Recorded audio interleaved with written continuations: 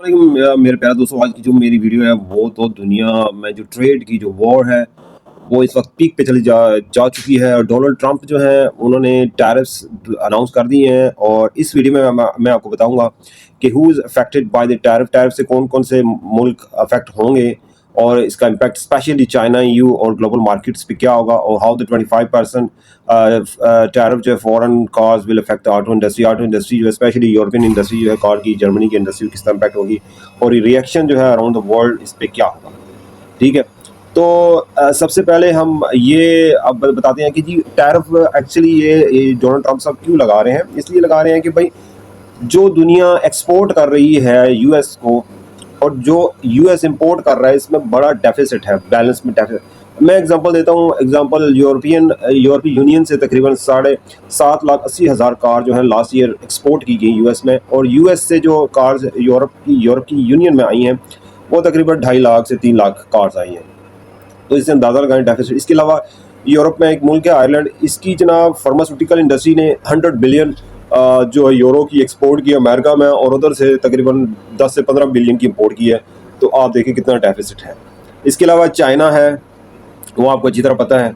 तो सबसे पहले बात करते हैं कि जी टैरिफ जो है वो 10% जो होगा ना टैरिफ, वो तो बेस लाइन, वो तो सब कंट्रीज़ पे लगाने वाले हैं। ठीक है, और उसके बाद जो मज़ीद टैरिफ में इजाफा होगा वो इसलिए इजाफा होगा कि जो कंट्रीज़ फिर यूएस के इसके रद्द अमल में जो लगाएंगे फिर उन पे और टैरिफ लगेगा। ठीक है, अब जो 10% टैरिफ है वो जिन कंट्रीज़ पे लग रहा है वो समझे कि वो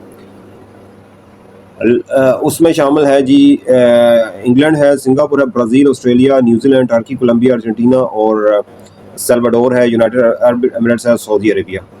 इन पे 10% टैरिफ लग रहा है। ठीक है, अब आ जाए जी जो हाई टैरिफ कंट्रीज जिन पे लगेगा, जो आपके ट्रेडिंग पार्टनर्स हैं उनमें जनाब यूरोपियन यूनियन पे 20% टैरिफ लग रहा है, और चाइना जो है सबसे ज़्यादा हिट हुआ है, 54% टैरिफ इस पे लगेगा।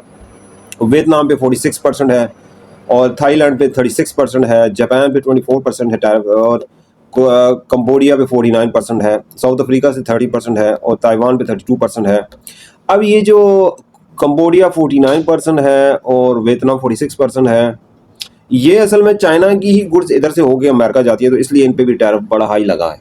ठीक है, तो इसके अलावा कार इंडस्ट्री पे 25% टैरिफ लगा है। ठीक है जी, कार पे 25% टैरिफ लग चुका है। ठीक है, तो ये तो टैरिफ उसने अनाउंस कर दिए।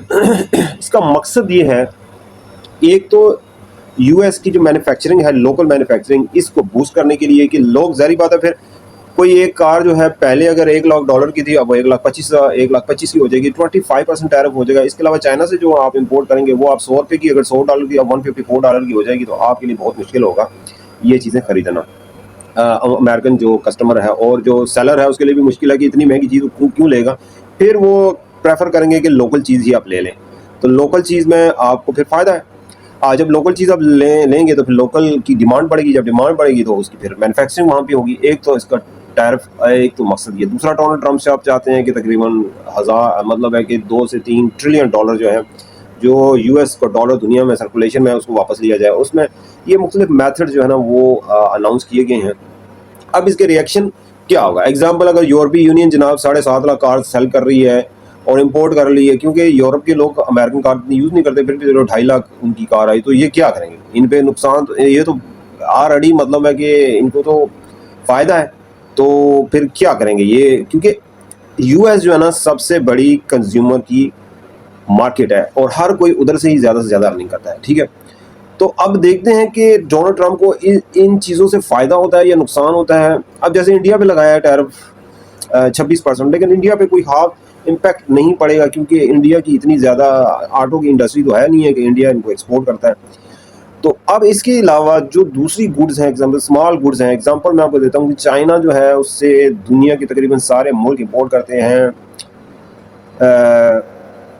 जो स्मॉल गुड्स होती हैं। ठीक है, छोटी छोटी चीज़ें, तो वो अब छोटी छोटी चीज़ें जो है अगर इन पे भी क्या मतलब लगेगी, इतना ज़्यादा टैरिफ लगेगा, या कि फिलहाल उनको छोड़ दिया है तो मेन गुड्स जो है उन पे ही लगा है टैरिफ।